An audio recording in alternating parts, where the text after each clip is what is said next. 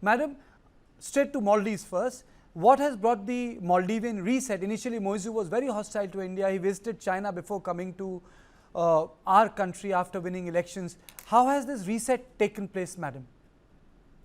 Well, I would say geography, sheer necessity, and China, has really doesn't come to the help of its partners in times of need. We saw in the case of Sri Lanka when they were totally in the economic doldrums, China was nowhere to be seen. They were not willing to reschedule their debts and so on. It was India which came to their help with $4 billion and more of assistance. Similarly, with Maldives, when they were in economic doldrums, we have rescheduled, we have given them money to tide over the payment, and we are talking with them, discussing with them a rupee settlement agreement of on trade so as to lessen the burden of foreign exchange. So I think they have realized that India out may be a good campaign for election purposes, but when it came to actually trying to implement that campaign, the first resistance came from the people of Maldives.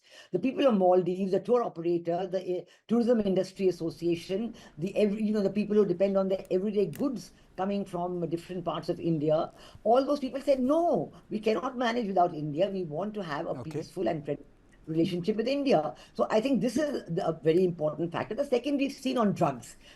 Drugs issue is very big for Maldives. It's ruining the youth and it's bringing radicalization. They need a certain interoperability of forces with India to manage this. And we are together partners in the Colombo Security Conclave, as you mentioned. Okay. All these are very important reasons. Okay. Ambassador Goyal, another aspect of Maldives, though not very much discussed in national narrative or in the popular media, is Islamic radicalism. In fact, if you look at the data, Maldives sent more jihadis to Syria than Iraq. So, how big is that challenge, apart from the fact that people think of Maldives as a tourist paradise, but there is also other side of Maldives which directly also in a way impacts Indian security, sir? That's a very important point that you have raised here. I think as far as the economic and the financial issues are concerned, Ambassador Vinay Sekri has covered them very, very well. India has proved to be a reliable partner in terms of providing that kind of needs, economic as well as growth and industrial need. That is one. You mentioned the Islamic radicalism. Maldives is a chain of islands where the economy mostly really depends upon tourism. And if you have to depend on tourism for your major economic inputs, resources, then political stability, the social stability of the country becomes very important.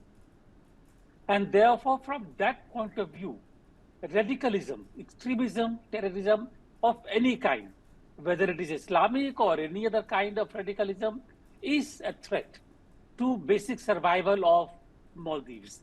And therefore, I would say that given the fact that India has a track record of being able to deal with that kind of radicalization process in different areas, Islamic, Sikhs, you name it, we have faced it for the last 40 years. And therefore, I think from that point of view, cooperation in the area of dealing with radicalization, avoiding alienation of people is very important. We have managed to do that successfully, people becoming part of the Indian national mainstream and obliterating radicalization. And therefore, that becomes a very, very important area for collaboration between India and Maldives, where Maldives knows that India has had success stories to tell and we can work together. But Ambassador Goyal, what about the Chinese presence? I mean to say, if I have to say that the BRI project, whether it's Myanmar, sir, its increased footprint in Bangladesh, Sri Lanka, Hanbantota is a known example, Gwadar in Pakistan. In fact, the old city in Kathmandu is being remade by it's being done by Chinese companies. I've seen it myself. The contractors are Chinese in the old Kathmandu. And then in Maldives, we have seen a strong Chinese imprint. Do you think, is that the big challenge, sir? I'm being ambushed, as the chief of staff says. Sorry, but the point is, and having worked on China for a certain number of years, I think I know China is a major challenge for India. nationally, internationally, wherever we are, China is a major challenge. But then the way to deal with China is to really focus on our strong points, use our own leverages, and basically build a relationship and build our own network and our own area of influence, depending upon our own strength. I mean, either we can basically keep on saying China is doing this, China is doing this, or we can say that yes, China is doing this. How do we counter it? And I think from that point of view, we have successfully managed to counter the spreading Chinese influence in Maldives by letting them know that India, as a first port of call for any kind of relief, any kind of disaster needs, dealing with any kind of issues, political stability factors, India is a port of call. If you remember, there was an issue about the Indian pilots in Maldives, and there was this huge hullabaloo about why are they there. We dealt with it successfully, letting them know that they are there to help you. And if you don't want them, fine, they will come back. So I think the point really here is to know what China is doing, but not to get scared or not to really become so not to so hyperventilate that all we can think about is China.